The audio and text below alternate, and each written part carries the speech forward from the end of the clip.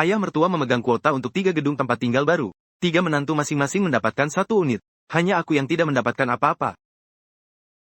Kamu adalah teknisi yang sukses. Menerima gaji tinggi dan tidak kekurangan bantuan. Keesokan harinya, aku pergi ke tempat pembayaran di rumah sakit provinsi. Uang untuk obat impor yang mahal sebesar 8.000 yuan.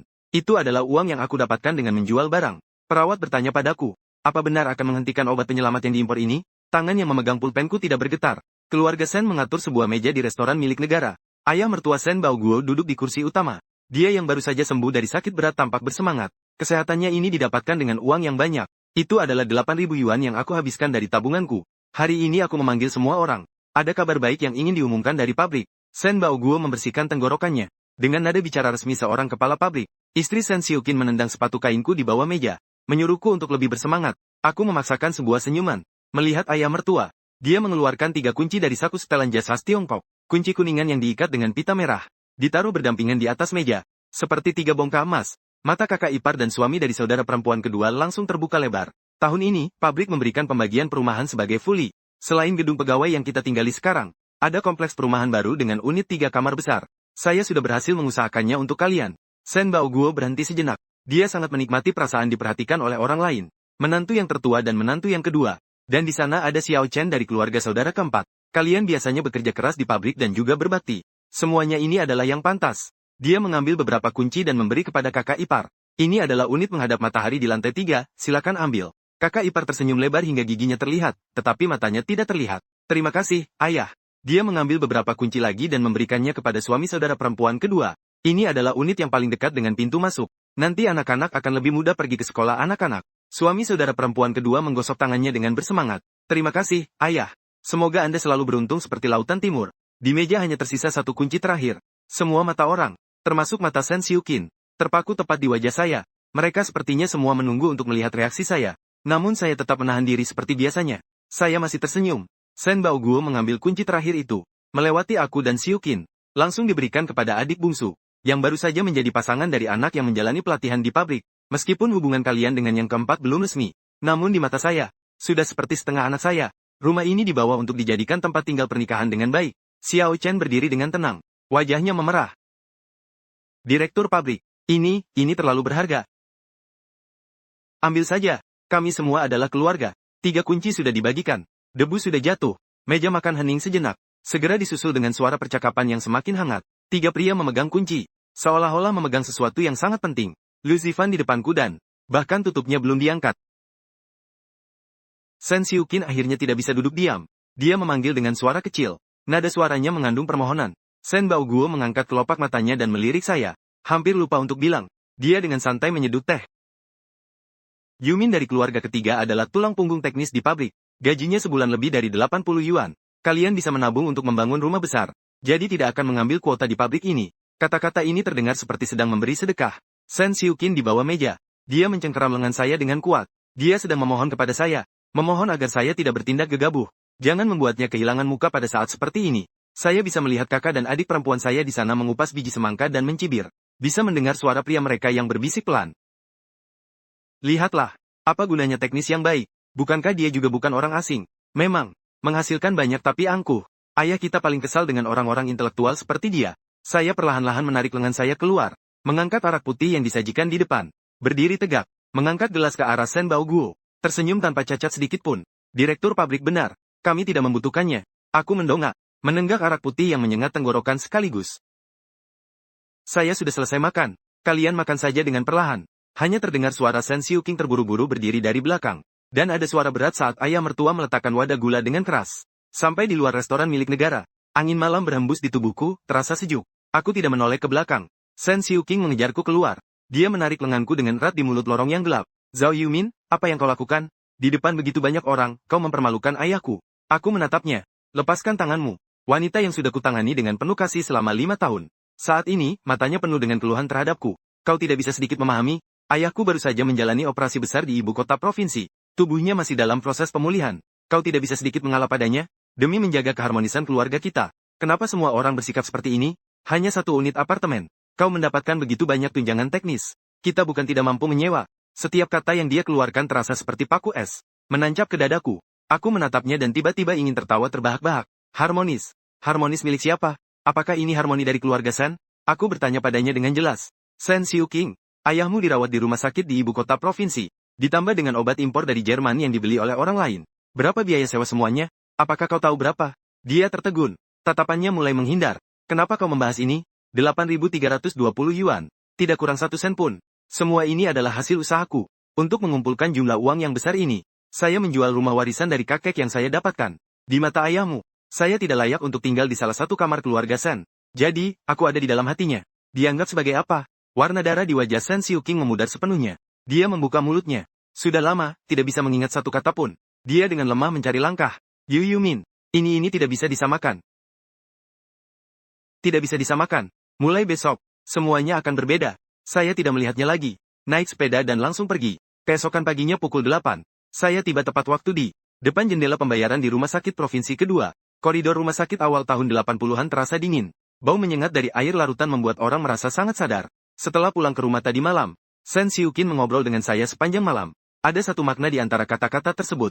Biarkan saya mengerti sesuatu, jangan terlalu memperhitungkan. Ayahku sangat kuno. Merasa bahwa kamu pintar. Tidak seperti kakak ipar yang mudah dipahami. Memberikan rumah itu kepada Xiao Chen.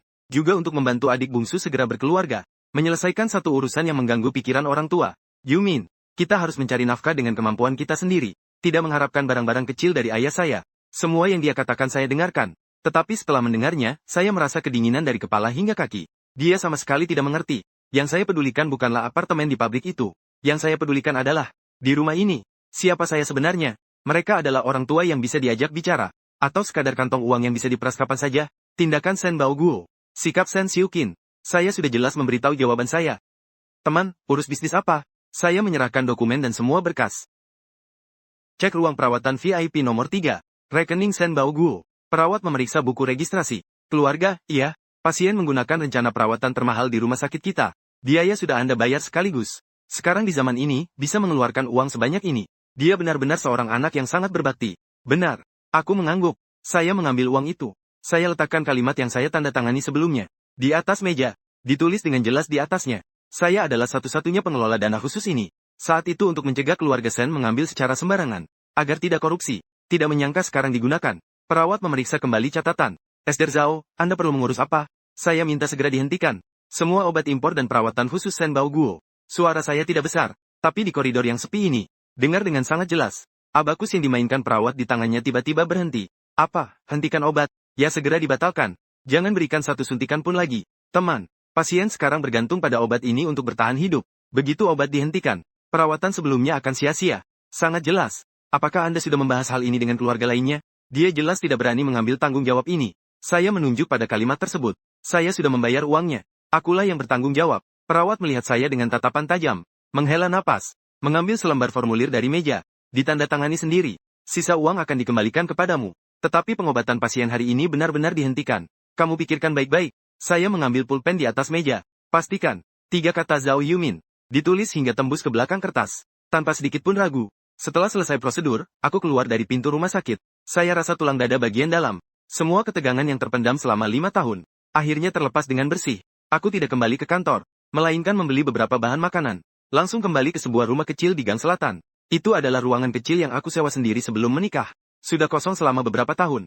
Membuka pintu kayu yang dicat. Bau abu batubara menyambutku. Aku menggulung lengan bajuku. Pergi ke keran di ujung gang untuk mengambil air. Duduk di tanah dan perlahan membersihkan lantai semen. Melakukan pekerjaan kasar. Bisa membuat otak kosong untuk sementara. Pukul 3 sore. Ruangan akhirnya mengeluarkan udara hangat. Sinar matahari memantul di tirai yang dipenuhi koran. Ini adalah wilayahku. Sebuah tempat yang tidak bisa diganggu oleh siapapun. Buang dari komite lingkungan memanggilku dari luar pagar. Istrimu telah menelepon telepon umum untuk meminta bantuan 7 atau 8 kali. Aku menjawab sebuah suara. Tidak pergi untuk menjawabnya. Semalam ribut seperti itu. Aku sangat tahu apa yang ingin dikatakan Sen Xiuqing. Dia pasti telah menerima pemberitahuan dari rumah sakit di ibu kota provinsi. Saya tahu obatnya dihentikan. Saya tidak menghiraukannya. Menyalakan kompor minyak di sudut. Menyiapkan semangkuk mie untuk diri sendiri. Menambahkan sayuran. Makan mie kuah panas. Perut baru terasa hangat. Saya sedang jongkok di ambang pintu mencuci kotak makan aluminium. Pintu halaman didorong terbuka oleh seseorang. Itu adalah Sen Xiuqing. Wajahnya pucat pasi. Rambutnya terurai ditiup angin. Keringat tipis muncul di dahi. Dia berlari menghampiri dan menarik kerak ke meja saya.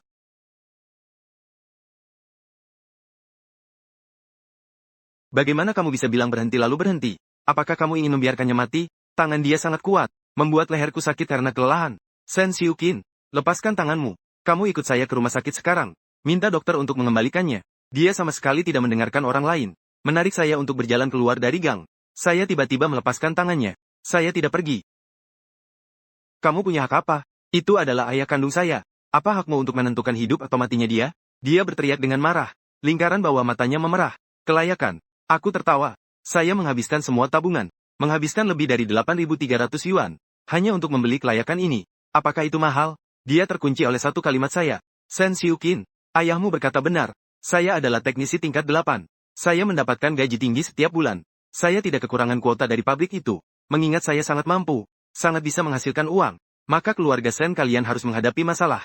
Apakah juga seharusnya membiarkan mereka yang tidak seberbakat itu dalam keluarga? Bagaimana bisa nilai di pasar gelap jadi 2.000? Ketiga keluarga mereka, masing-masing mendapatkan satu set, totalnya jadi 6.000. Saya menghentikan obat ayahmu yang seharga 8.000. Saya bahkan rugi 2.000. Hutang ini, apakah mereka tidak seharusnya menutupinya? Saya menggunakan logika yang dia nasihatkan kepada saya tadi malam, menghancurkan di wajahnya tanpa perubahan. Bibir Sen Xiuqin bergetar. Selama setengah hari tidak bisa mengucapkan sepatah kata pun. Dia menatap saya, tatapannya penuh dengan kejutan, kemarahan, dan sedikit ketakutan. Dia mungkin belum pernah melihat penampilan saya yang tak tergoyahkan ini. Yumin, kamu tidak bisa melakukan ini. Itu nyawa ayahku. Benarkah? Ketika membagi rumah, mereka memanggilnya ayah. Sekarang harus mengeluarkan uang untuk menyelamatkan nyawa. Mereka juga harus berbakti. Uang ini, aku tidak akan mengeluarkan uang sepeser pun lagi. Kalian berempat saudara perempuan, termasuk ketiga orang itu. Menantu baik yang diinginkan oleh kepala pabrik. Silakan cari sendiri. Saya menunjuk ke pintu halaman yang terbuka. Silakan pergi. Saya ingin istirahat. Sen Xiuqin berdiri di tempat, seperti patung diamond. Dia menatap saya dengan tajam. Sepertinya ingin melihat setiap keraguan dan penyesalan saya. Tapi tidak ada apa-apa. Dia terhuyung-huyung 2 langkah mundur. Zhao Yumin, kamu akan menyesal. Dia meninggalkan kalimat ini. Saya tidak akan mengeluarkan sepeser pun lagi. Saya pikir setelah Sen Xiuqin pergi, setidaknya bisa membuatku tenang semalam. Tapi saya salah. Dalam waktu kurang dari 1 jam, pintu kayu rusak ini sekali lagi terkatup sepanjang hari. Kali ini tidak datang sendirian. Saya membuka pengunci pintu. Di luar pintu ada seluruh keluarga Sen. Kakak perempuan, Sen Xiaomei. Saudara perempuan kedua, Sen Xiaolan. Dan juga pria-pria mereka masing-masing. Sen Xiuqin bersembunyi di belakang. Mereka seperti sebuah pasukan yang datang untuk menghakimi saya. Setiap orang di wajahnya membawa sebuah kemarahan manis. Zhao Yumin, kamu serigala yang tidak tahu berterima kasih. Bagaimana kamu bisa melakukan perbuatan luar biasa seperti ini? Itu adalah ayah kita. Hatimu sudah dimakan anjing. Apa kesalahan yang telah dibuat keluarga kita? Si bungsu mencarimu. Bintang sial seperti ini. Jika direktur mengalami sesuatu yang tidak baik, saya akan melaporkanmu ke Departemen Keamanan. Sen Xiaomei dan Sen Xiaolan, meskipun tidak mengeluarkan kata-kata makian, tetapi wajah mereka yang suram, seolah-olah ingin menguliti saya hidup-hidup. Saya tidak menghiraukannya. Dua pria yang tidak berguna itu. Ini ide kamu. Sen Xiuqin bergetar sedikit. Bibirnya bergerak sedikit. Tidak berani bersuara. Anak ketiga. Kenapa kamu berbicara banyak dengannya? Kakak perempuan, Sen Xiaomei, akhirnya tidak bisa menahan diri. Zhao Yumin, saya peringatkan kamu. Sekarang segera ikut saya. Pergi ke rumah sakit di provinsi. Dapatkan obat ayah. Kalau tidak, kita akan pergi ke komite untuk menyelesaikan masalah ini. Peringatan.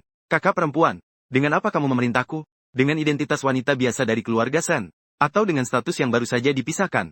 Dari pemilik ruang besar yang menghadap matahari di lantai 3. Status sebagai penerima manfaat. Wajah Sen Xiaomei seketika merah dan putih. Kamu begitu berbakti. Ayah mertua saya sakit parah.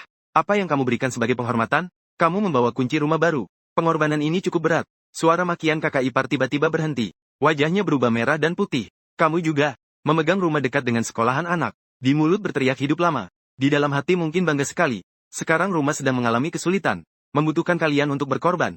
Menunjuk hidung saya dan memaki. Kalian tidak merasa lucu? Suara saya tidak besar, namun membuat seluruh gang menjadi tenang. Keempat orang itu saling memandang.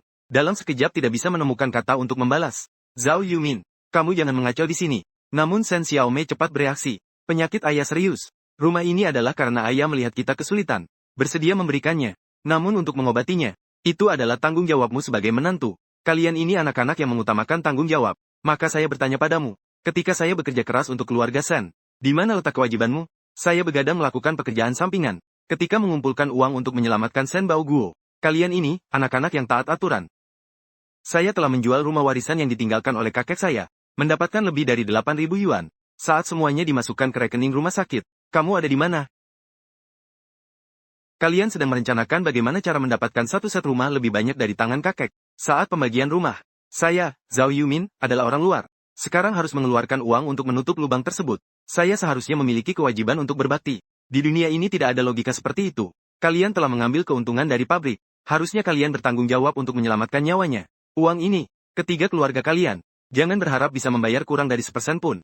Kata-kata saya ini, seperti sebuah belati tajam. Seketika mengoyak topeng hipokrit mereka. Kamu bercanda. Siapa yang tahu apakah 8.000 yang kamu bawa itu benar atau tidak? Mungkin kamu dan yang ketiga bersekongkol untuk menipu kami. Pasti ada yang tidak beres. Kamu hanya ingin mengeruk keuangan secara diam-diam. Saya berpaling dan masuk ke dalam rumah. Mengeluarkan setumpuk kwitansi dari tas kanvas. Langsung melemparkannya ke dada mereka. Sudah jelas, hitam di atas putih. Jika merasa itu palsu, silakan kalian pergi ke kantor polisi dan laporkan saya. Di hadapan bukti yang kuat, semua orang terdiam. Namun, Shen Xiuqin yang memecahkan kebuntuan. Yumin, anggap saja saya mohon padamu. Pertama, segera perpanjang obatnya. Kita dapat membicarakan masalah uang ini perlahan. Kita bertiga akan kumpulkan. Apakah ini bisa? Saya sangat memohon padamu. Dia ingin menarikku, tapi aku menghindar. Xiuqin, tidak ada negosiasi. Atau, kalian sekarang pulang untuk mengumpulkan uang. Atau, kalian tunggu saja sampai rumah sakit mengeluarkan orangnya. Zhao Yumin, tatapanku tajam. Menatapnya dengan tajam. Jika kau menyentuhnya lagi, aku segera pergi lapor ke bagian keamanan. Mungkin dia takut dengan ketajaman tatapanku. Pistol setengah tersimpan. Aku menarik keras pintu kayu, mengeluarkan semua hal yang jelek. Pertengkaran dan makian di luar pintu berlangsung lama. Akhirnya semuanya tenang. Keesokan paginya, telepon umum Dewan Komunitas berbunyi lagi, meminta untuk berbicara denganku. Aku berjalan dan mengangkat gagang telepon berat. Halo, apakah ini Zhao Yumin? Di ujung telepon, suara noise circuit terdengar. Terdengar suara lemah dan marah. Itu adalah Shen Baoguo. Hatiku seketika terasa berat. Kau ini hewan brengsek. Shen Baoguo terdengar terengah-engah di telepon, mengumpat dengan keras. Aku benar-benar buta. Menikahkan adik ketiga dengan makhluk berdarah dingin sepertimu. Kau ingin aku mati, kan? Apa untungnya bagimu jika aku mati? Dia berteriak histeris. Sama sekali tidak menunjukkan kewibawaan seperti biasanya. Aku mendengarkan dengan tenang. Bukankah rumah itu hanyalah sebuah apartemen keluarga? Saya bilang padamu, jangan harap. Walaupun aku mati, aku tidak akan memberi kesempatan itu padamu. Sekarang juga, segera pergi ke ibu kota provinsi. Perbarui obat impor saya. Dengarkan baik-baik. Dia masih menggunakan nada perintah yang tinggi. Dia sama sekali tidak memahami situasi. Sekarang dia tidak memiliki apapun yang bisa dijadikan alat untuk menekan saya. Direktur pabrik Shen. Akhirnya saya berbicara. Suara saya tenang seperti air. Kamu salah tentang beberapa hal. Pertama, aku tidak dibesarkan olehmu. Saya bahkan tidak ada hubungan darah dengan keluarga Shen. Satu-satunya hubungan saya denganmu adalah Xiuqin. Tapi segera, hubungan ini juga akan hilang. Kedua, saya sekarang tidak tertarik dengan rumah yang ada di tanganmu. Saya tidak memiliki minat sedikit pun. Biarkan putri dan menantu baikmu menjaga target mereka. Ketiga, ini juga merupakan poin yang paling penting. Memberikan uang untuk mengobati kamu bukanlah kewajiban saya. Dulu saya membayar, karena menghargai kerja keras. Sekarang, kerja keras ini telah dihancurkan oleh kalian sendiri. Telepon terdiam seperti mati. Hanya ada suara napas Shen Baoguo yang terdengar seperti alat musik. Saya sudah mengatakannya. Jaga dirimu baik-baik. Saya selesai berbicara. Langsung saya menaruh kembali handsetnya. Hari ini saya tidak pergi bekerja di bengkel. Saya memberi diri saya cuti. Saya pergi ke pusat perbelanjaan. Saya memilihkan diri saya sebuah kemeja katun yang cukup longgar. Melihat refleksi saya di kaca, lebih tegap daripada diri saya yang sebenarnya. Saya tiba-tiba merasa bahwa 5 tahun terakhir ini, aku sudah hidup terlalu menyedihkan. Untuk bisa diterima dalam keluarga yang disebut itu, aku mengikis ketajaman diriku. Namun yang kudapat hanyalah diinjak oleh mereka. Sore hari, anak-anak di ujung gang memberiku secari kertas. Di sudut jalan Yuning, terdapat sebuah kedai teh negara. Kita akan berbicara. Xiuqin, aku ragu sejenak. Namun aku tetap pergi. Beberapa utang harus diselesaikan. Di kedai teh tidak ada banyak orang. Shen Xiuqin duduk di meja persegi dekat jendela. Sudah 1 hari tidak bertemu. Ia nampak lelah seolah sudah berumur 10 tahun lebih tua. Lingkaran matanya dalam. Di matanya yang suram muncul seberkas harapan. Yumin, kau sudah datang. Aku duduk di hadapannya tanpa bersuara. Kondisi ayahku sangat buruk. Ia menelan air liur dengan susah payah. Setelah menghentikan obat, semua indikator jadi kacau. Dokter bilang tidak bisa ditunda lagi. Aku bermain-main dengan mangkuk teh di depanku. Masih tetap diam. Kami sudah membicarakannya. Kakak perempuan bilang dia bersedia mengalihkan hak atas apartemennya. Untuk dijual dan dicairkan. Untuk mengobati ayahku. Namun mencari pembeli membutuhkan waktu. Paling cepat memakan waktu setengah bulan. Ayahku tidak bisa menunggu. Saya mengangkat kepala dan melihatnya. Jadi, bagaimana? Yumin, bisakah kau mendahului biaya untuk pemulihan perawatan? Suaranya penuh dengan permohonan yang mendalam. Anggap saja ini aku meminjam darimu, ya. Nanti setelah rumah terjual, segera aku akan mengembalikannya padamu. Saya menuliskan surat utang untukmu. Dia dengan panik mengeluarkan kertas dan pena dari tas bunga. Saya mengulurkan tangan untuk menahan punggung tangannya. Shen Xiuqin terdiam seperti patung. Saya menatap langsung ke sepasang mata miliknya. Mata yang pernah membuatku berdebar. Mari kita bercerai. Dua kata, bercerai. Saya mengatakannya dengan suara yang pelan. Namun, rasanya sangat berat. Sensiuki seluruh tubuhnya membeku. Pulpen di tangannya jatuh ke tanah. Apa-apa yang kau katakan? Wajahnya penuh dengan ketidakpercayaan. Saya sudah memikirkan ini dengan jelas. Suaranya mulai bergetar. Hanya demi sebuah rumah. Apakah Yumin begitu penting? 5 tahun hubungan kita. Tak sebanding dengan sebuah apartemen. Bukan karena rumah. Saya menggelengkan kepala. Hati saya penuh dengan kesedihan. Rumah hanyalah bayangan. Yang membuat saya melihat rencana ayahmu. Egoisme keluargamu. Dan rasa pengecutmu. Di mata orang-orang keluarga Sen. Apa sebenarnya saya, Zhao Yumin? Hanya seorang buruh yang selalu siap sedia. Atau hanya orang yang mengisi kekurangan ayahmu. Sebagai pihak yang membayar utang biaya medis. Ketika Sen Baoguo di meja makan.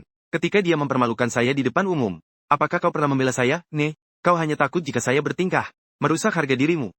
Ketika keluargamu datang seperti anjing gila. Berteriak di depan pintu saya. Kamu bersembunyi di belakang tanpa bersuara. Sen Xiuqin terdiam sepenuhnya. Kamu membuatku merasa jijik. Setiap kata yang aku ucapkan. Semua seperti palu yang memukul di hatinya.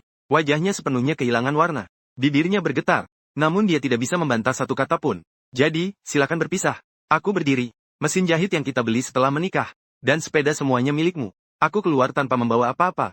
Besok pagi jam 9. Chamban akan mengurus surat pengantar. Pergi membuka surat pengantar. Aku berbalik dan bersiap untuk pergi. Sen Xiuqi tiba-tiba mencengkeram lenganku dengan kuat. Kekuatan yang mengejutkan. Dia tiba-tiba berdiri. Di dalam matanya penuh dengan keputusasaan yang gila. Aku tidak akan pergi. Zhao Yumin. Aku tidak setuju untuk bercerai.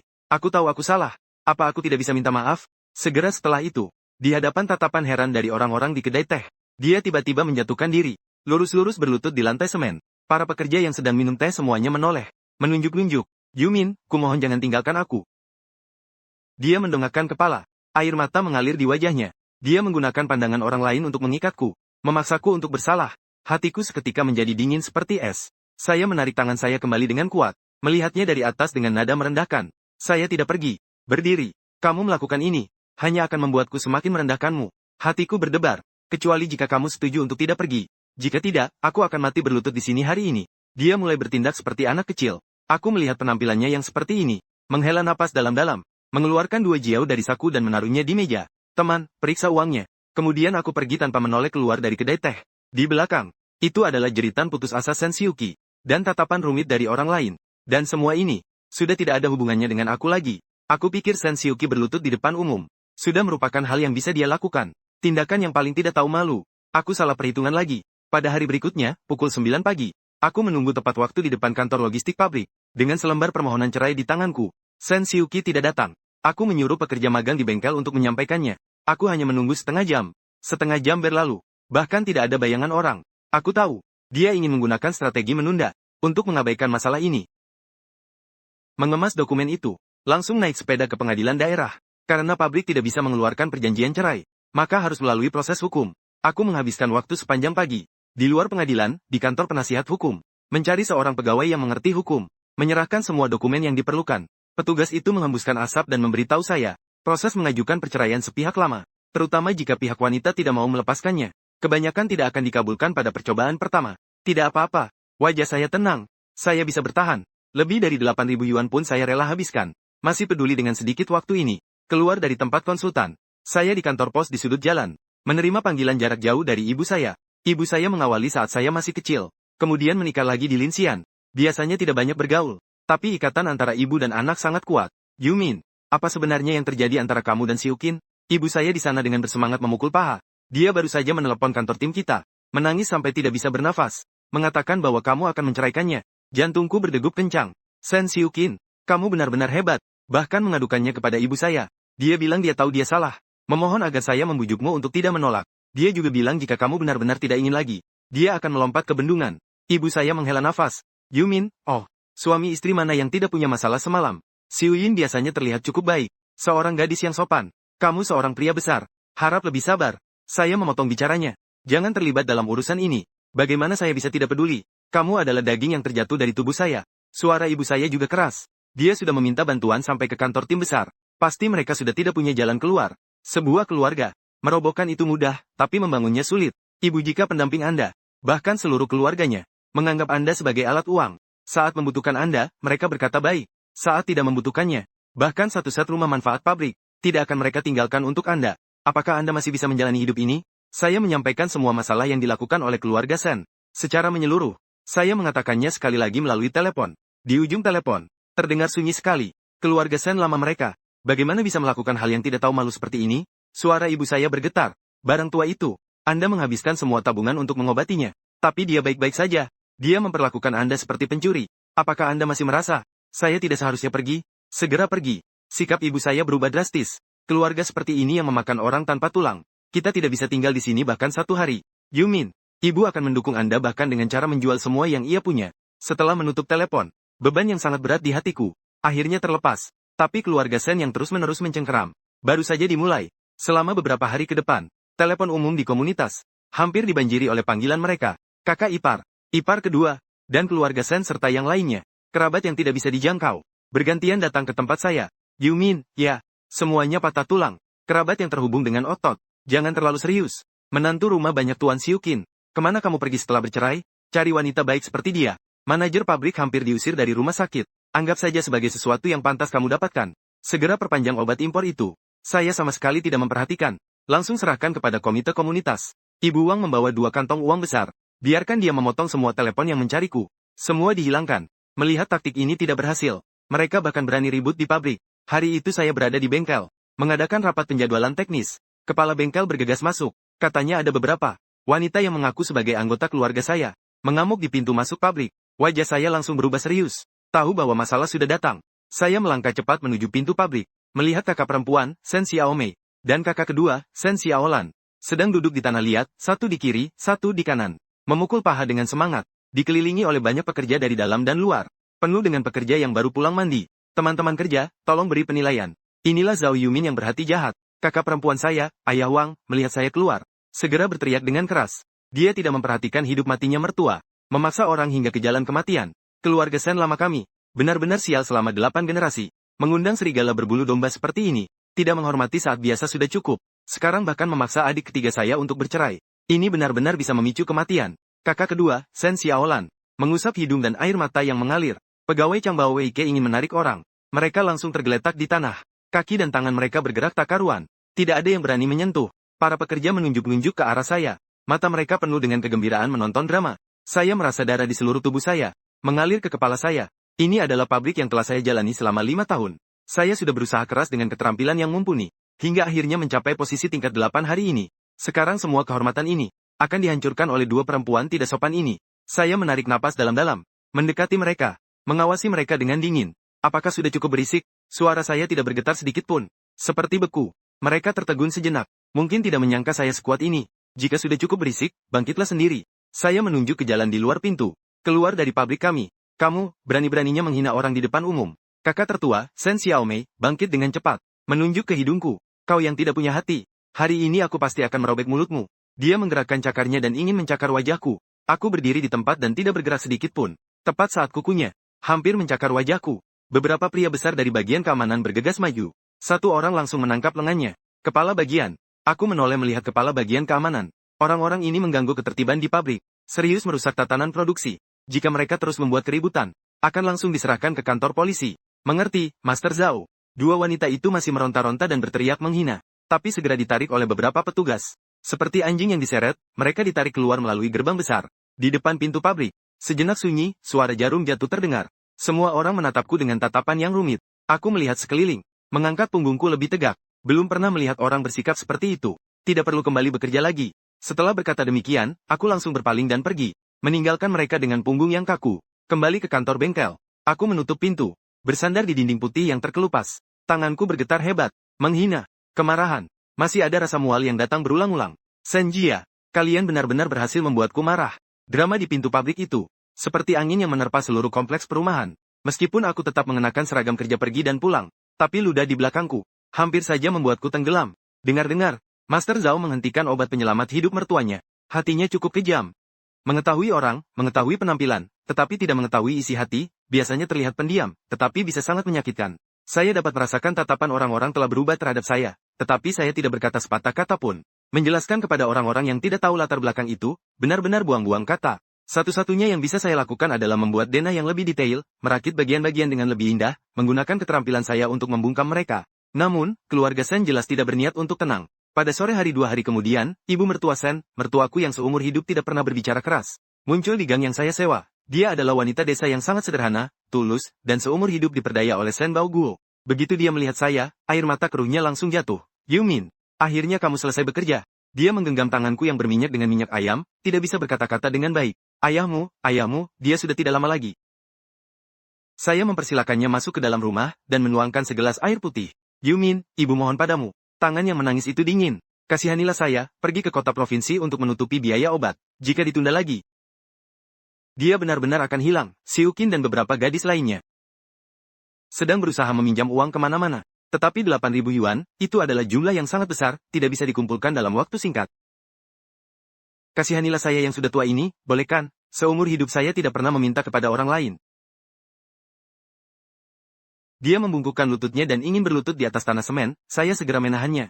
Saya tidak bisa mengatakan bahwa saya sangat menghormati ibu mertua ini. Tetapi saya juga tidak membencinya. Dia bukan orang yang sejalan dengan Sen Bao Guo, dia hanyalah makhluk malang yang terikat oleh pandangan tradisional. Ibu jangan seperti itu, saya menghela napas, bukan saya yang kejam, tetapi mereka yang bertindak terlalu ekstrim. Ibu tahu, hati ibu terasa tenang.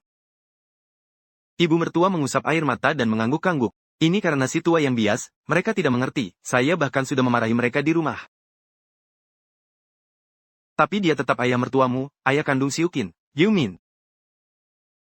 Kumohon, demi wajah ibumu yang sudah tua, dan demi 5 tahun kebersamaanmu dengan Siukin, ulurkan tanganmu padanya. Kau lihatlah wajah tua ibu ini dan ingatlah bahwa kamu sudah bersama Siukin selama 5 tahun, tolong bantulah dia. Dia tertawa sinis.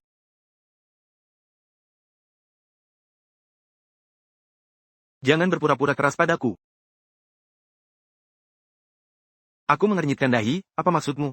Sambil memegangi pantatnya, suara kakak perempuan tertua, Sen Xiaomei, terdengar dari dalam, diwarnai dengan kesombongan yang menyeramkan. Dari arah belakang, terdengar suara kakak ipar Sen Xiaomei, penuh dengan kebanggaan yang gelap, berlari menuju telepon umum di sudut jalan. Yumin, cepat datang, cari nomor telepon rumahmu. Aku biarkan ibu mertuaku duduk di dalam rumah. Lagi pula itu adalah nyawa seseorang yang hidup. Tepat saat aku hampir menyerah, Wang Dama berteriak di depan pintu. Melihat wajahnya yang penuh kerutan seperti kenari dan sepasang mata yang memohon, hati kerasku beberapa hari ini tiba-tiba goyah. Ini disebut spekulasi. Wah, sudut sosialisme. Hatiku tiba-tiba terasa berat. Maksudmu apa? Aku sudah minta seseorang untuk menyelidiki. Biasanya kamu tidak di rumah saat akhir pekan, kamu pergi bekerja di pabrik kecil di pinggiran selatan, kan? Ini disebut apa? Suara Sen Xiaomei penuh dengan ancaman. Biarkan ada jalan untuk bertemu di lain waktu. Jika kamu masih terus menggigit dan tidak melepaskan, jangan salahkan aku jika satu surat laporan ku taruh di kotak surat komite disiplin pabrik. Saat itu, pekerjaan amanmu yang tingkat 8 tidak hanya tidak terlindungi, tapi bisa saja kamu harus masuk penjara selama beberapa tahun. Aku beri kamu waktu 1 hari untuk berpikir. Besok pada waktu ini, jika aku masih belum mendengar kabar bahwa rumah sakit di provinsi sudah memulai kembali penggunaan obat, siap-siap saja untuk pengamanan datang menangkapmu. Setelah selesai berbicara, dia langsung menutup telepon. Aku menggenggam gagang telepon yang berminyak, tangan dan kakiku terasa dingin, sangat memalukan. Aku tidak menyangka, untuk memaksaku menyerah, mereka bahkan menggunakan trik rendah seperti ini. Aku pergi ke pinggiran selatan untuk memperbaiki mesin bagi perusahaan desa, adalah insinyur minggu yang disetujui oleh pabrik. Tidak hanya tidak melanggar aturan, aku juga menyimpan surat izin khusus dari kantor pabrik saat itu, aku benar-benar tidak takut pada bayangan yang miring. Tetapi, begitu laporan ini disampaikan, komite disiplin akan menyelidiki, meskipun akhirnya terbukti saya tidak ada masalah. Pemeriksaan suspensi dan gosip selama ini sudah cukup untuk menghancurkan reputasi saya di industri ini. Ini akan merusak pekerjaan saya, memutuskan jalan hidup saya. Saya berjalan kembali ke rumah, melihat ibu mertua yang masih mengusap air mata di bangku. Sebuah kelemahan kecil yang baru muncul dalam hati saya, seketika terbakar oleh kemarahan.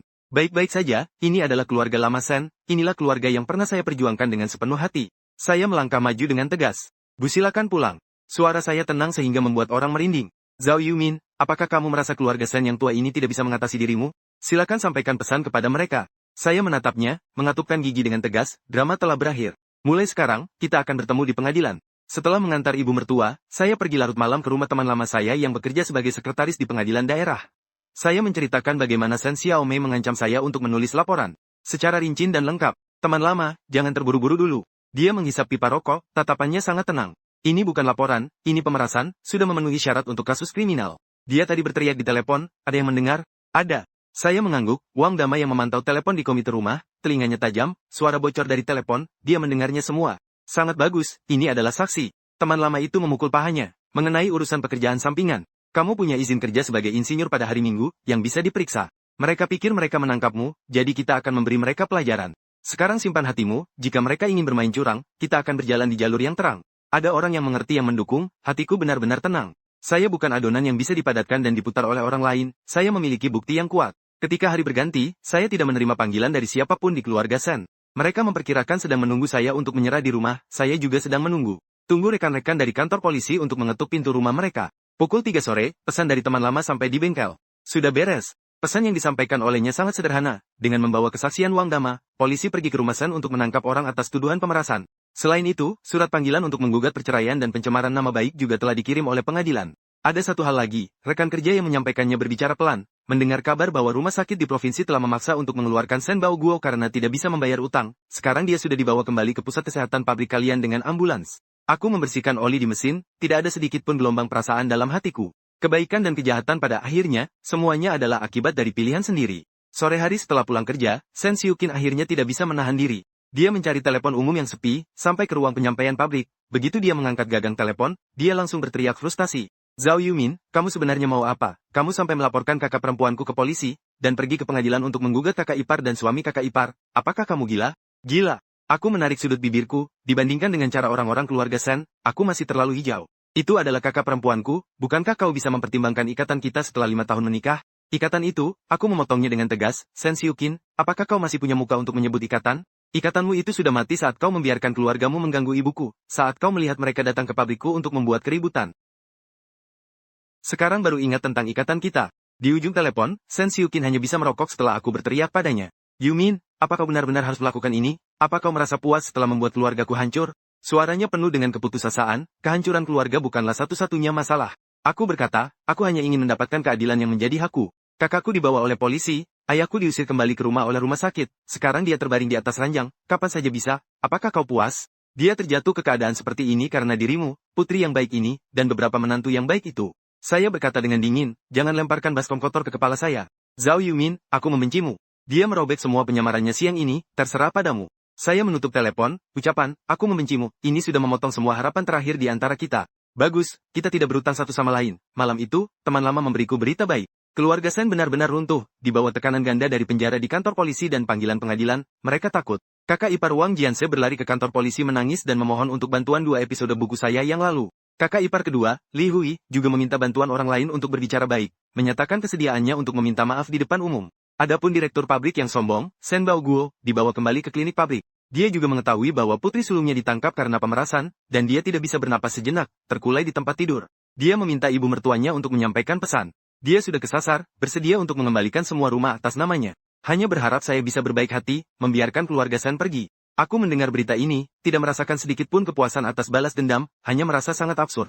Tak akan menangis sebelum melihat peti mati, aku membalas pesan teman lama. Katakan pada mereka, aku tidak menginginkan sepotong bata pun dari rumah itu.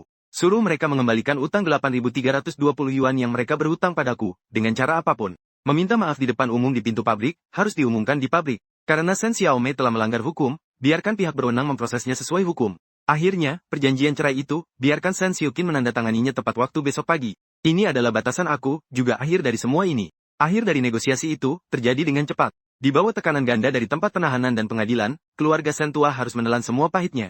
Untuk mengumpulkan uang besar 8.320 yuan itu, mereka sampai menjual semua yang mereka miliki. Kakak perempuan dan adik perempuan, keduanya tidak hanya menghabiskan semua tabungan selama bertahun-tahun, tetapi juga dengan terpaksa menjual alokasi rumah baru yang baru saja mereka terima. Mereka menjualnya dengan harga diskon di pasar gelap. Hari ketika uang itu sampai ke tanganku, mata kakak ipar Wang Jianse dan kakak ipar kedua Li Hui semuanya merah.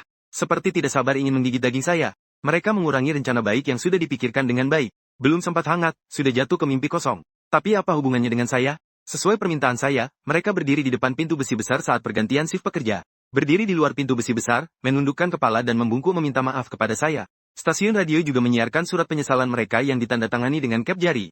Mengenai kakak perempuan Sen Xiaomei, karena skenario pemerasan yang parah. Meskipun saya telah menandatangani surat pernyataan damai untuk menghindari hukuman penjara, tetapi pekerjaan yang aman di koperasi benar-benar hancur. Dan dokumen tersebut juga menyimpan noda. Langit keluarga Sen telah runtuh. Dan saya, akhirnya mendapatkan kembali kehormatan saya. Di Departemen Urusan Sipil Kantor Jalan, saya terakhir kali bertemu dengan Sen Xiuqin. Dia tampak sangat kurus dan matanya menatap kosong. Seperti boneka kayu yang kering dan malang. Dia tidak berani mendongak menatap saya, hanya dengan kaku menyerahkan dokumen. Dengan acuh tak acuh, kau mencetak jejakmu di tangan. Ketika pegawai itu menyerahkan surat cerai yang dicap besi itu, aku dengan jelas melihat tangannya yang memegang kertas itu. Gemetar seperti ayakan, ia melangkah keluar dari pintu kantor jalan. Matahari di luar sangat menyengat. Tiba-tiba ia memanggil namaku. Kakiku tidak berhenti, dan aku tidak menoleh. Kenapa? Suaranya serak. Kenapa tidak bisa memberiku jalan hidup lagi? Aku berhenti sejenak, terdiam. Sen Xiuqin, apakah kau mengerti? Yang membebani unta hingga mati, bukanlah berat terakhir yang sedikit itu. Itu adalah setiap kali kau tunduk kepada keluargamu. Itu adalah setiap kali kau mengutamakan situasi besar. Itu adalah setiap kali kau melakukannya berulang kali. Jadikan aku sebagai batu loncatan. Hidup kami bukan dihancurkan oleh satu hal besar, tapi oleh masalah kecil yang sepele yang menusuk perlahan. Sudah tidak ada jalan hidup lagi. Setelah mengatakannya, aku melangkah pergi tanpa menoleh kembali. Dari belakang, terdengar suara tertekan di tenggorokannya. Menangis penuh kepedihan seperti binatang terperangkap. Aku tidak menoleh, jalan yang kupilih, harus kutempuh sampai akhir. Menyelesaikan semua masalah ini. Aku mengajukan cuti panjang di pabrik. Aku membeli tiket kereta api hijau ke pantai. Mendengarkan suara rel kereta yang berisik. Baru aku merasa beban hujan dan salju yang menumpuk di hatiku selama 5 tahun. Perlahan-lahan mencair. Perjalanan telah mencapai setengah jalan. Saya mencegat telegram yang dikirim oleh teman sekelas lama saya. Hanya terdiri dari satu baris singkat. Sen Baoguo telah meninggal di rumah. Aku memegang kertas telegram tipis itu. Berdiri di antara sambungan gerbong sangat lama. Sudah mati. Orang yang berkuasa di gedung pengurus itu. Kemudian dipermalukan oleh saya, mantan direktur pabrik. Begitu saja dibenci. Dia pada akhirnya tidak bisa bertahan dari efek samping putus obat. Atau bisa dibilang, dia terlibat perselisihan di rumahnya sendiri dengan putri dan menantunya. Saya merasa sangat mual. Setelah turun dari kereta, saya pergi ke kantor pos untuk menelepon kembali. Apakah dia meninggalkan pesan? Dia meninggalkan akta notaris. Teman lama di telepon berbicara dengan nada yang agak emosional. Sertifikat tanah dari satu-satunya rumah tua di desa yang atas namanya. Hanya dinyatakan namamu. Dia juga meminta notaris untuk menyampaikan pesan kepadamu. Dia berkata, dia merasa bahwa dia salah menilai selama hidupnya. Saya menutup telepon. Melihat langit kelabu di luar. Mata saya tiba-tiba terasa perih. Tidak tahu mengapa air mata ini mengalir. Apakah untuk kakek yang kejam seumur hidup? Atau untuk masa muda saya yang terbuang selama 5 tahun? Itu semua sudah tidak penting lagi. Yang berpusat pada dirinya. Penuh dengan perhitungan. Keluarga Sen yang menghisap darah dan berpihak. Seiring dengan kebenciannya. Itu bisa dianggap benar-benar berakhir. Dan akhirnya aku berhasil melepaskan diri dari keluarga. Aku tidak berlebihan. Menerima sertifikat tanah rumah tua yang ditinggalkan oleh Sen Baoguo. Bukan karena ingin mengincar sedikit uang recehnya. Tapi untuk memberikan tirai yang jelas bagi drama konyol selama 5 tahun ini. Sebuah tirai yang tegas. Aku kembali ke kota.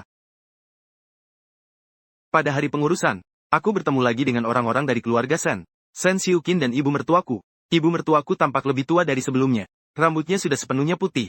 Punggungnya pun membungkuk. Tidak ada sedikit pun cahaya kehidupan di matanya. Seolah-olah telah dihabiskan energinya. Sen Xiuqin membantunya. Ia sendiri tampak seperti sebatang kayu kering. Mereka melihatku. Tidak ada lagi kebencian di mata mereka. Tidak ada lagi keluhan. Hanya tersisa kebangkitan yang dingin seperti air mati. Sertifikat tanah ini milikmu. Sen Xiuqin mulai berbicara. Ini adalah wasiat ayahku. Dia bilang dia merasa bersalah padamu. Saya mengangguk. Tanpa kata-kata. Kita harus kembali ke desa untuk mengunjungi kerabat. Ibu mertua berkata dengan gemetar. Tidak punya rumah di kota. Saya dan Xiuqin kembali untuk bertani. Saya mengamati dia. Di dalam hati seperti terhalang sesuatu. Ibu tolong jaga diri baik-baik. Ini adalah terakhir kalinya saya memanggilnya seperti itu. Di matanya yang berkabut. Tiba-tiba mengalir 2 garis air mata. Jagung. Kamu adalah anak yang baik. Dia dengan cepat menggenggam lengan saya. Bibirnya bergetar terus. Keluarga Lao Sen kami telah membuat kesalahan. Itu adalah kami. Tidak memiliki nasib untuk menikmati kebahagiaan itu. Saya tidak melanjutkan pembicaraan. Hanya mengeluarkan buku tabungan merah dari pertikaian di Zhongshan Villa. Saya memasukkannya ke tangannya. Di buku tabungan ini ada sedikit uang. Tidak banyak, silakan terima. Kembali ke desa untuk membeli sedikit barang. Untuk pensiun saja. Ada 400 yuan di rekening tabungan. Itu adalah setengah nilai rumah tua di desa. Saya menerima permintaan maaf dari Sen Baoguo. Namun uang keluarga Sen. Saya merasa itu kotor. Tidak boleh digunakan. Tidak boleh digunakan. Ibu mertua dengan cepat ingin mendorong buku tabungan itu keluar. Ambil itu. Saya menahan tangannya yang penuh kapalan. Anggap saja ini sebagai saya menggantikan Xiuqin. Memberikan sedikit bakti terakhir untuk Anda. Setelah selesai berbicara, saya berbalik dan melangkah keluar dari aula kantor pengelola rumah. Saya tidak menoleh kembali melihat ibu dan anak itu. Saya mengurus cuti sementara dari pekerjaan. Sepenuhnya menghancurkan pekerjaan aman pabrik milik negara. Masuk bisnis swasta. Saya memiliki modal yang cukup. Ditambah dengan utang yang saya pinjam. Di pinggiran kota, saya menyewa sebuah bengkel kecil untuk pemrosesan mesin. Saya mengantar ibu saya dari Linxian. Ibu dan saya tinggal di rumah satu lantai dengan halaman kecil. Hidup bangun pagi dan pulang larut. Penuh dengan minyak ayam. Namun terasa aman dan nyaman. Di mata keruhnya. Mengandalkan keterampilan yang mumpuni. Perlahan-lahan mendapatkan pijakan di kota. Semua orang tahu ada seorang bos Zhao. Kemampuannya luar biasa. Orangnya juga lebih tangguh. Dia adalah orang yang tidak akan rugi. Bisnisnya semakin hari semakin maju. Menurut saya tidak akan bertemu Xiuqin lagi seumur hidup ini. Hingga setahun kemudian, di pameran produk industri ringan yang diadakan secara misterius, saya bertemu tanpa sengaja dengannya, sedang mengikuti seorang bos usaha kecil yang berbadan besar. Dengan keringat bercucuran, dia membagikan selebaran kepada orang yang lewat. Dia menjadi gelap dan kurus karena terpapar angin dan matahari. Dulu, dia adalah putri direktur yang duduk di kantor administrasi. Putri manajer pabrik yang arogan. Dihidupkan oleh kehidupan, dia kehilangan lapisan kehidupan yang nyaman. Dia melihat saya. Saya sedang mengenakan jas rapi. Dikelilingi oleh beberapa pengusaha asing dan direktur di tengah stan. Mengobrol dengan gembira. Momen saat mata bertemu. Terlihat terlalu banyak emosi di matanya. Putri direktur yang sombong. Iri. Ruang pengolahan saya. Dan ada satu lapisan tebal. Rasa rendah diri yang membuatnya enggan mendekat. Aku hanya berpura-pura tidak melihat. Dengan lembut melewatkan pandangan. Terus mendiskusikan rencana dengan para pembisnis asing di sampingku. Akhirnya, kami adalah orang-orang yang berjalan di dua jalan yang berbeda. Pameran dagang telah berakhir. Saya mendorong sepeda di tempat parkir sepeda di luar. Dia berlari kecil dan mengejar keluar. Saya memegang setang sepeda. Berhenti dan melihatnya. Ada urusan. Dia canggung menarik kakinya.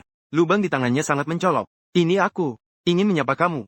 Saya sudah kembali dari desa. Ibuku. Tidak tahan menghadapi masa sulit di desa. Sakit. Saya bekerja paruh waktu di pengusaha kecil dan tidak mendapatkan banyak uang dalam sebulan. Tapi setidaknya bisa membeli sedikit obat. Dia mengisahkan kondisi terkininya seperti mencurahkan keluh kesah. Saya mendengarkan dengan wajah datar. Saya mendengar bahwa kamu telah beruntung besar. Dia menatap saya dengan tajam.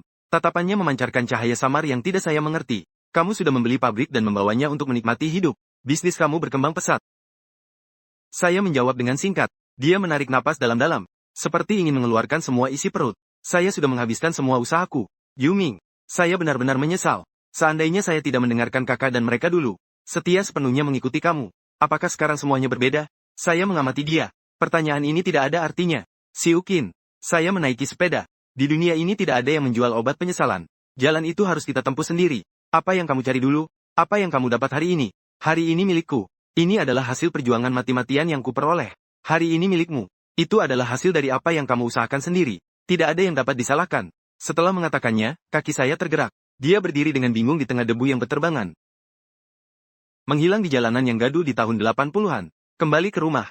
Pintu halaman terbuka. Di bawah kanopi anggur ada lampu kuning redup yang menyala. Ibu saya belum istirahat. Dia sedang memakai kacamata baca. Duduk di kursi bambu menjahitkan alas untuk kucing pirang yang kita pelihara. Sudah kembali. Dia mendengar suara. Dengan senyum, dia mengangkat kepala. Di dalam panci, ada bubur tepung jagung dan sayur asin untukmu. Saya pergi untuk mengambil. Tidak perlu, saya tidak lapar. Saya berjalan ke sana. Menarik kursi kecil dan duduk di samping kakinya. Bu istirahatlah lebih awal. Mengganggu mata. Kenapa harus repot bila miskin?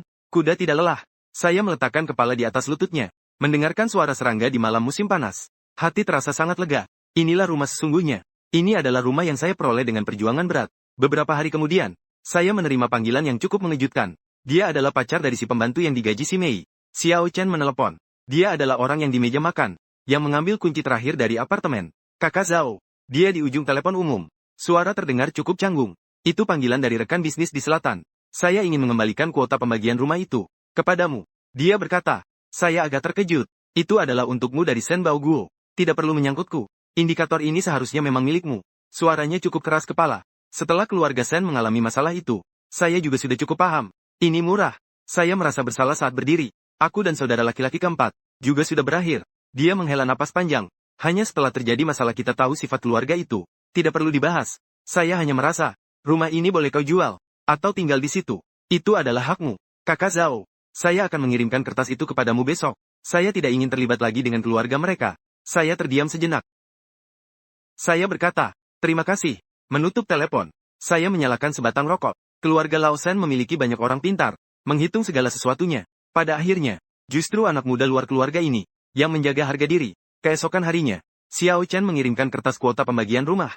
Saya tidak menginginkan rumah ini. Saya pergi ke serikat pekerja di pabrik, mengalihkan kuota ini, atas nama Xiao Chen. Sepenuhnya disumbangkan kepada yang baru didirikan di pabrik. Dana bantuan pekerja yang kesulitan. Anggap saja itu, untuk 5 tahun yang konyol itu, menyelesaikan semuanya. Setelah menyelesaikan semua ini, saya merasa terakhir bayangan kelam itu di tubuh saya, juga sudah diterbangkan oleh angin. Saya berdiri di halaman rumah saya, melihat beberapa pot mawar yang sedang mekar di bawah kanopi anggur.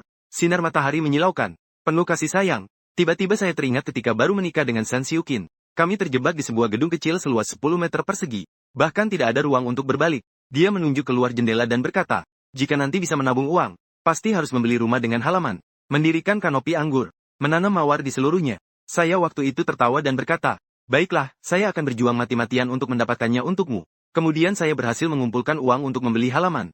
Namun seluruhnya dihabiskan untuk keluarganya yang seperti lubang tak berdasar. Dan gadis yang dulunya bermimpi bersamaku, juga sekali lagi menghabiskan banyak untuk hadiah penting. Mencabik hatiku menjadi sarang tawon. Sekarang saya tinggal di rumah dengan halaman. Di halaman juga sudah didirikan kanopi anggur. Ditanam mawar. Hanya saja semuanya ini sudah tidak ada hubungannya lagi dengan dirinya. Saya mengangkat sudut mulut dan tersenyum. Lihatlah, tanpa beban darinya. Hidupku ini, tidak tahu betapa mudahnya. Ponsel saya berdering. Itu telepon dari mitra bisnis di selatan. Lao Zhao. Kontrak besar dari daerah khusus sudah didapatkan.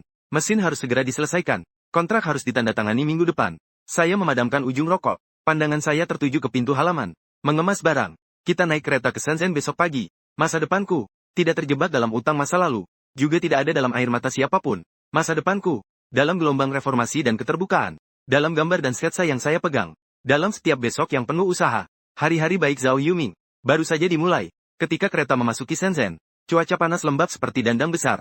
Saya dan mitra saya, Lao Sun, membawa 2 tas anyaman. Di dalamnya tidak ada pakaian bersih. Semua adalah sampel dan gambar yang kami kerjakan semalam. Orang yang datang ke jalan adalah pedagang. Bernama Huang. Rambutnya diikat ke belakang. Kacamata berselubung emas. Memegang sebatang rokok asing di tangannya. Meja negosiasi diatur di sebuah kedai teh di Lohu. Kipas angin di atas kepala berputar kencang. Tidak menghilangkan bau keringat lengket di meja. Bos Huang memeriksa sampel-sampel kami. Matanya bersinar. Tapi dia menahan diri untuk tidak berbicara. Bos Zhao, saya telah banyak mengunjungi pabrik mesin di daratan. Kualitas kerja umumnya kasar. Pesanan kalian untuk 100.000 unit ini. Waktu pengiriman terlalu ketat. Saya khawatir kalian tidak akan mampu memenuhi permintaan tersebut. Harga harus ditekan 20% lagi. Lao Sun menjadi cemas. Baru saja ingin berkata. Saya meraih dan menahan lengannya. Saya mengambil sketsa di depan Bos Huang. Melirik sejenak. Sambil menunjuk salah satu label poros penggerak. Bos Huang. Menekan harga bisa, tapi skema ini ada masalah. Wajah Bos Huang berubah. Tangan yang memegang rokok terhenti. Makanan untuk Zhao Yuming bisa sembarangan. Tapi kata-kata tidak bisa sembarangan. Skema ini dibuat oleh insinyur yang diundang dari Jerman. Saya tertawa sinis. Orang Jerman mengerti teknologi, tapi tidak mengerti iklim di selatan. Toleransi ini terlalu ketat. Kelembapan di selatan tinggi. Begitu ada perbedaan suhu. Logam memiliki koefisien ekspansi. Jika membuat sesuai skema, 100.000 bagian yang dipasang akan macet seluruhnya. Menjadi besi tua. Bos Huang menatap saya dengan curiga. Alisnya berkerut. Saya mengeluarkan jangka dan sebuah pensil dari saku saya. Langsung mengubah beberapa data di skema. Saya berasal dari pekerjaan tingkat 8. Telah bekerja di mesin bubut selama lebih dari 10 tahun. Saya tahu lebih baik dari siapapun bagaimana logam bernapas. Kamu mengikuti data saya ini. Cobalah membuat sampel di bengkel sebelah. Jika ada sedikit masalah, 100.000 bagian, saya Zhao Yuming akan mengirimkan padamu. Bos Huang setengah percaya. Memanggil para pekerja di bawahnya. Membawa gambar yang telah saya ubah ke bengkel. Setengah jam kemudian, contoh telah dikembalikan. Pengujian perakitan. Menghubungkan kawat timah. Beroperasi dengan lancar tanpa suara sedikit pun. Tatapan Bos Huang terhadap saya berubah. Tidak ada lagi keangkuhan yang sombong seperti awalnya. Ada sedikit rasa hormat dalam penampilan baru ini. Bos Zhao. Orang asli tidak menunjukkan diri mereka. Dia dengan sukarela mematikan rokoknya. Mengulurkan tangan. Harga tidak diturunkan. Mengikuti harga asli. Saya akan membayar 30% deposit hari ini. Saya menggenggam tangannya. Telapak tanganku sebenarnya penuh keringat. Namun di wajahku terlihat tenang seperti gunung Tai. Semoga kerjasama ini meniukuai. Ember pertama berisi uang sungguhan. Begitu saja terpaksa masuk ke saku saya. 3 tahun kemudian, tahun 1992, saya berada di bengkel pemrosesan mesin di pinggiran kota. Kini telah resmi menjadi pabrik manufaktur presisi Yuming. Pabrik telah diperluas 3 kali lipat. Telah merekrut lebih dari 500 pekerja. Saya juga telah berubah dari Master Zhao yang menggunakan 728 besar, menjadi Zhao yang mengendarai Santana hitam. Pada hari itu, saya sedang melihat laporan bulan lalu di kantor. Old Sun mendorong pintu hingga terbuka dan masuk. Ekspresinya sedikit rumit. Lao Zhao, pihak biro mesin kota telah menyampaikan pesan. Pabrik lama kita akan mengalami restrukturisasi kebangkrutan. Pena di tanganku terhenti sejenak. Tinta menyebar di kertas membentuk titik hitam. Yang dulunya berbagi rumah kesejahteraan. Pabrik milik negara yang sombong. Akhirnya tidak dapat bertahan dari gelombang zaman. Struktur terlalu besar. Efisiensi terus menurun selama bertahun-tahun. Dengar-dengar bahkan gaji dasar pekerja tidak bisa dibayarkan. Maksud biro adalah, ingin menanyakan apakah kita memiliki niat ambil alih pabrik lama itu. Matahari tua menatapku. Menunggu aku mengambil keputusan. Berjalan ke depan jendela. Di luar jendela ada suara mesin yang bising. Truk-truk yang penuh dengan barang sedang antre keluar dari kawasan pabrik. Aku berkata, membawa barang. Pergi ke biro mesin. Pertemuan pengambil alihan berjalan dengan lancar. Pabrik kami sekarang menjadi pembayar pajak besar di kota. Biro sangat ingin aku segera mengambil kentang panas yang tidak bisa membayar gaji ini. Pada hari setelah menandatangani, aku kembali ke pabrik lama. Pintu besi besar yang berkarat, slogan bercorak, dan beberapa gedung tempat tinggal yang pernah membuat orang iri, sekarang tampak rapuh. Sekarang terlihat usang dan berdebu. sunyi dan lesu. Duduk di tengah panggung utama. Di bawah panggung, ada ratusan pekerja pabrik yang duduk. Aku melirik sekeliling, melihat banyak wajah yang dikenal. Ada pegawai yang dulunya mengikut Shen Baoguo untuk menjilat. Juga ada pekerja yang dulu melihatku diremehkan di pintu masuk. Sekarang mereka semua menundukkan kepala. Tatapan mereka cemas. Bahkan tidak berani menarik napas. Takut aku, sebagai bos baru, akan mengambil tindakan terhadap mereka. Aku tidak bersikap angkuh. Bahkan tidak punya waktu untuk membuka lembaran lama. Suara saya tidak keras saat berbicara di mikrofon, tetapi mengguncang aula besar hingga berdengung. Mulai hari ini, tidak ada lagi peraturan konyol tentang senioritas. Yang bisa bekerja, mahir dalam keterampilan, tinggal, yang menyimpan dendam tentang gaji. Belum ada batasan, yang hanya menghabiskan waktu pergi dengan uang kompensasi, tidak akan menunjukkan belas kasihan. Suasana di bawah panggung menjadi heboh. Segera setelah itu, terdengar tepuk tangan yang mengguntur. Setelah rapat, saya keluar dari gedung kantor. Seorang pria yang mengenakan pakaian kerja lusuh menyingkirkan, sedang menyapu dedaunan di taman. Itu adalah kakak ipar, Wang Jianse. Dia berutang banyak karena menjual rumah secara ilegal di masa lalu. Setelah kakak perempuan Shen Xiaomei dipecat, kehidupan pasangan itu berantakan. Sekarang ia hanya bisa melakukan pekerjaan bersih-bersih di pabrik untuk makan. Dia mendengar suara langkah kaki. Dia mengangkat kepala dan melihat saya. Sapu bambu di tangannya terjatuh ke tanah. Wajahnya pucat seperti kertas. Secara naluriah, dia mundur 2 langkah. Seolah-olah takut saya akan menyerangnya. Juga seolah malu dan ingin mencari tempat untuk bersembunyi. Aku menatapnya. Langkah saya tidak berhenti sama sekali. Saya melintas di sampingnya dengan tenang. Saya membuka pintu mobil Santana. Masuk ke dalam. Pengemudi itu menginjak pedal gas. Mobil melaju dengan lancar keluar dari kompleks perumahan. Di cermin spion, pintu pabrik yang rusak dan sosok Wang Jianse semakin menjauh. Hingga akhirnya tak dapat dilihat lagi. Saya menurunkan jendela mobil. Angin awal musim gugur masuk. Dengan sedikit rasa dingin. Terasa seperti kegembiraan yang tak terucapkan. Telepon di kursi penumpang depan berbunyi. Itu telepon dari ibu saya. Saya melihat dia. Malam ini pulang makan tidak? Tetangga mengirimkan ikan hitam besar datang. Saya bersandar di kursi kulit asli. Mulai tertawa. Malam ini saya sendiri yang akan memasak. Saya akan membuat ikan asam sayur untuk Anda. Menutup telepon. Mobil melaju keluar dari pusat kota tua. Bergabung dengan jalan aspal yang lebar dan datar. Jalan di depan. Langit tinggi dan lautan luas.